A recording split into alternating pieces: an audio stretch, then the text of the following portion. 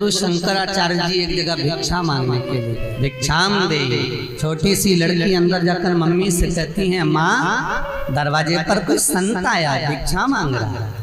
माँ कहती है, कह दो अंदर कुछ नहीं है, अभी हमारे यहाँ कोई है नहीं और देने को कुछ है नहीं, जाओ बोल दो।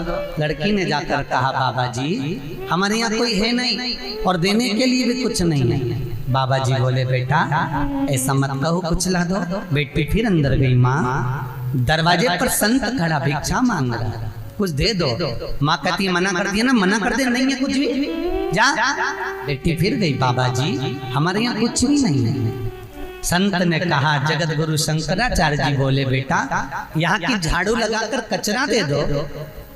झाड़ू लगाकर बेटी ने कचरा संत के कटोरे में डाल दिया। संत उस कटोरे के कचरे को ले जाकर बाहर पटक दिए। शिष्य बोला, गुरुदेव आपने कचरा क्यों लिया?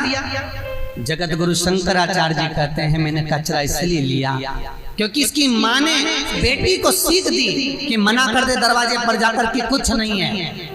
अगर ये बेटी को ऐसा संस्कार आ गया तो जब भी कोई बात होगी हर बात में एक ही बात कहेगी, चाय की पत्ती है ही नहीं, शक्कर है ही नहीं। जब डब्बा खोलेगी तो मुंह से एक ही शब्द निकलेगा, दूध नहीं है, ये नहीं है, वो नहीं है, नहीं है, नहीं नहीं का शब्द इस लड़की के जिंदगी में आ जाएगा और जिस घर में ब्याह कर जाएगी उस घर को पूरा चौपट कर देगी। नाना बोलते बोलते एक काम करा मैंने, बस उसको देने की आदत डाल दी। भले उसने कचरा दिया पर दिया तो सही, अगर आज देने की आदत होगी तो बाद में भी देती रहेगी। कई कई घर की बहुएं, कई कई घर की बेटियां ऐसी होती हैं कि खुद के लिए, बच्चों के लिए, अपने लिए तो खूब खर्च करवा लो, पर जहां माता का नाम आ जाए, पिता का नाम आ जाए, किसी का नाम आ जाए तो देने में जान छूट जाती है। हम कैसे दे दें? जब तुम्हारे माता पिता के लिए नहीं करोगे तो तुम्हारी औलाद तुम्हारे लिए करेगी क्या रे? अरे बोलो तो रे भेरू, अच्छे से बोलो, करेगी नहीं? कौन करेगा? किसके लिए? कई लोग कहते हैं, गुरुजी आपको कलश नहीं रखवा लेना। अरे तो गरुड़ पुराण भी तो कर रही है, शिव महापुराण कर रही है, स्कंद पुराण कर रही है, लिंग पुराण कर रही है। एक एक पुराण को उठाकर पढ़ना कि श्राद्ध पक्ष में अगर पोथी किसी भी घाट पर हो, पोथी किसी भी जगह पर हो और कलश तुम्हारे घर में होना चाहिए। क्यों? क्योंकि पितर तुम्हारे दरवाजे पर आएंगे और जब वो कलश रखा हुआ देखेंगे, प्रतिदिन की बेलपत्र चढ़ते हुए देखेंगे, किसी ना किसी रूप में वो दर्शन जरूर देंगे। चीटी बनकर आएंगे, चीटा बनकर आएंगे, मक्खी बनकर आएंगे, पक्षी बनकर आएंगे, जजमान बनकर, मेहमान बनकर, किसी भी रूप में आएगा। और यजमान के सम्मुख में तुमने अगर कलश बिठाया है तो पितरों का दर्शन तुम्हें 7 दिन में तो होकर मानेगा, ये पक्का है। वो किसी रूप में भी हो, अगर कलश बिठाया है तो वो मिलेगा। और आप में से जितने लोगों ने कलश बिठाया है, मेरा विश्वास है मेरे शंकर पर, मेरा विश्वास है शिव महापुराण पर कि मेरा विश्वनाथ आपके पूर्वजों को जरूर एक क्षण के लिए दर्शन देगा, पर आपके घर पर आपके पूर्वजों का दर्शन जरूर होगा, आपने अगर कलश बिठाया है तो। और जितनों ने कलश बिठाया है, आपका अनुभव मुझे जरूर बताना। भले मेरी बात नहीं होती आपसे, पर आप लिखकर भेजना कि आपका अनुभव क्या है, आपको दर्शन दिया कि नहीं दिया। जब आपके पूर्वज यहाँ आकर नैमिषारण्य में पानी मांग सकते हैं, भोजन मांग सकते हैं, तो मेरा शंकर का मुझे विश्वास है कि वो तुम्हारे दरवाजे पर किसी भी रूप में आकर, कैसे भी, भले स्वप्न में, निंद्रा में, शरीर का भारीपन कर कर, रोमावली से रोंगटे खड़े कर कर, वो किसी रूप में भी आकर दर्शन दे सकता है, पर देगा।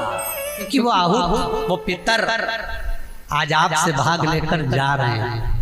अब वो आपके सम्मुख में शिव महापुराण की कथा सुनने के बाद जो आहूत हैं, गर्भस्थ जो मरे हुए हैं, जो कुंवारी अवस्था में मरे हुए हैं, आप सब ने ये कथा सुनकर उनको तार दिया है। वो भी अभिलाषा लेकर आए थे इस संसार में, बहुत तमन्नाएं थी कईयों की, हम बहुत जिएंगे, हम बहुत आनंद में रहेंगे, पर ना जाने कौन सी गति कब उनकी श्वास छूट गई। अभिलाषाएं रखी की रखी रहे, वो जी लो। लेकिन माता का फोन था, गुरुजी मेरा बेटा जवान की जवान चला गया था, बाइक लेकर निकला था दोस्त के साथ, एक्सीडेंट हो गया। दोस्त तो ठीक है पर वो मर गया था 3 महीने।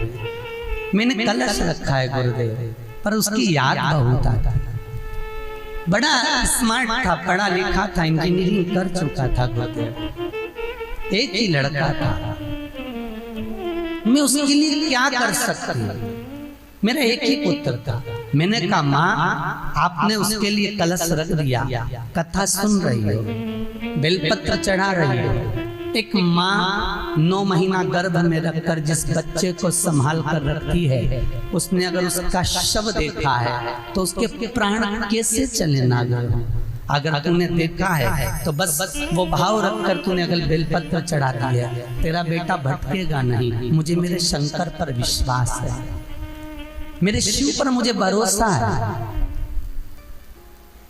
मेरा शंकर उसे अपना लेगा, क्योंकि सबको मेरा शिव अपना था। मरने के बाद लोग शमशान क्यों लेकर जाते हैं, कहीं दूसरी जगह क्यों नहीं? शमशान इसलिए क्योंकि वहां शिव है। दुनिया के सारे सताए हुए, दुनिया के सारे ठुकराए हुए, दुनिया में जो किसी को नहीं झेल सकता वो शंकर ही झेल सकता है। आखिरी में जब डॉक्टर भी हार जाते हैं तो कह देता है उस पर विश्वास रखो, अब उसके हाथ में है। तो वो कौन? वो शिव ही है, वो त्रिकालदर्शी, वो शंभो, वो कैलाशी अविनाशी मेरा शंकर ही है, वो कोई दूसरा नहीं हो सकता। वो ओघड़दानी मेरा भोलेनाथ ही है। दिल्ली में तो रिसर्च कर रहे हैं डॉक्टर, जो लोग वेंटिलेटर पे पड़े हैं उनमें से आधे से ज्यादा लोगों के लिए महामृत्युंजय के पाठ ब्राह्मणों से करवा रहे हैं कि ये कितनी जल्दी ठीक होते हैं। तो वही अंतर मालूम पड़ा, जिनके लिए महामृत्युंजय का जाप बिठाया था वो तुरंत ठीक होना चालू हो गए। क्यों? क्योंकि शंकर सम्मुख है, महामृत्युंजय है, मृत्यु पर भी विजय प्राप्त करने वाला, कालों का काल महंकाल है। अकाल मृत्यु वो मरे जो काम करे चंडाल का, और काल उसका क्या बिगाड़े जो भक्त हो महाकाल का। शंकर का अगर भक्त है तो कुछ नहीं बिगड़ सकता। शंकर के चरणों में छोड़ दो, शिव के द्वार छोड़ दो, क्या बिगड़े? मुझे विश्वास है आपका जो कलश रखा है, मुझे विश्वास है आपने जो पोथी रखी है। हमारा नियम, हम ये हर साल तो पोथियां रखते नहीं है। कई लोग तो हर साल, कोई गया में, कोई वृंदावन में, कोई काशी में, कोई कहीं, हर साल लोग रखते हैं। पर हमारा ऐसा नहीं है। हम तो कई सालों के बाद, और कई सालों के बाद, कम से कम 15-20 साल हो गए होंगे, तब जाकर ये शिव महापुराण की पोथी रखी। और अगला नंबर ना जाने कब बाबा देगा, तब सोचा जाएगा। नहीं है, बिजनेस नहीं है, ये मेरा शिव है। और तुमसे मांगकर, तुमसे लेकर हमारा गुजारा नहीं होगा। गुजारा तो मेरा बाबा विश्वनाथ ही कर सकता है, क्योंकि उसका नाम है विश्वनाथ, जगत का नाथ है वो, विश्व का भरण पोषण करने वाला। देना जरूर पूर्वजों को, इस्माइल दे देने। लोग कहते हैं ये 16 दिन अच्छे काम नहीं करना चाहिए, 16 दिन ये मत लो, 16 दिन वो मत लो। कौन सी पुराण में लिखा है? एक बार मुझे वो पुराण जरूर बताना कि 16 दिन ये सामान मत खरीदना, 16 दिन ये चीज मत लेना।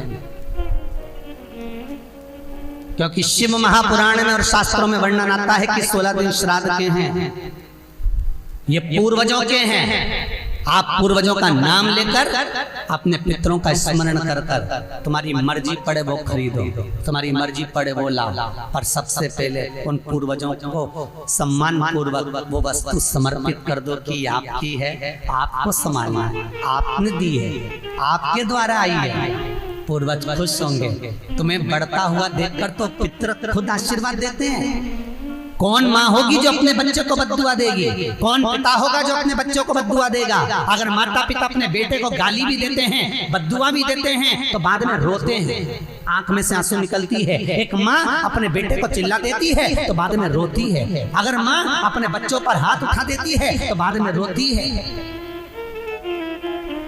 तो क्या मरने के बाद पितर तुमको बद्दुआ देंगे? नहीं, पितर आशीर्वाद देते हैं। बस इतना जरूर कहते हैं कि मैं छोड़ कर गया था रे, मैं तुझे देकर गया था रे, मुझे भूल क्यों गया? तो थोड़ा देता क्यों नहीं है? मेरे को अन्न का भाग देता क्यों नहीं है? बस वो याद करते हैं, वो आपसे मांगने की, क्योंकि आप उसके पुत्र हो, आप उसकी संतान हो, आप उसके वंश के हो, आपसे ललकता है उसको, किसी दूसरे से नहीं।